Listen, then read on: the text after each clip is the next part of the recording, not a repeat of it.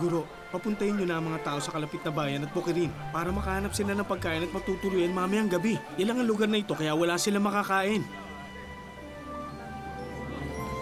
Kailangan bigyan nyo sila ng pagkain. Hindi nyo ba alam na pang isang taong sweldo ang magagastos para lang maibili ng maliit na tinapay ang bawat isang nandito?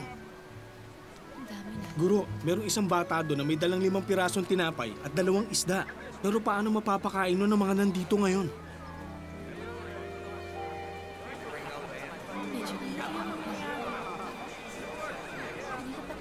Paupuin nyo ang mga tao.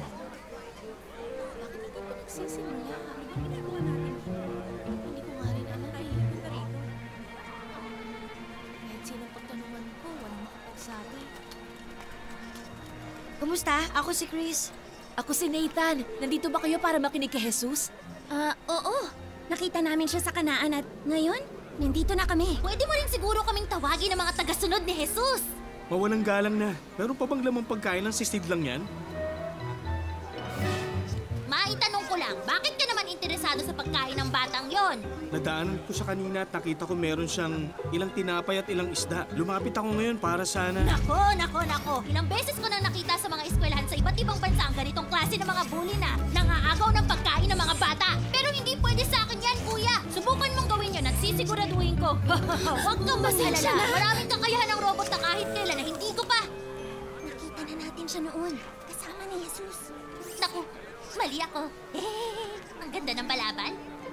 Inutusan ako ni Jesus na tawagin ng batang ito. Dala ang sisidlan niya ng mga isda at tinapay. Si Jesus? Ipinatatawag po ako? Dapat sinabi niyo po agad! Tayo na! Oh! Ang galing mo naman makipagkaibigan sa mga tao, Giz. Oo na, ito na huling pagkakataon na magiging Robo Protector mo ko. Robo Protector? Giz, hindi mo nga kaya maging Pocket Protector.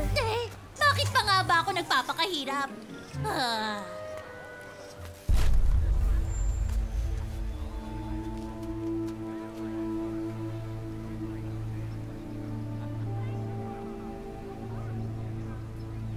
Hindi sapat ang 5 tinapay at 2 maliliit na isda ko para pakainin ng lahat ng mga tao.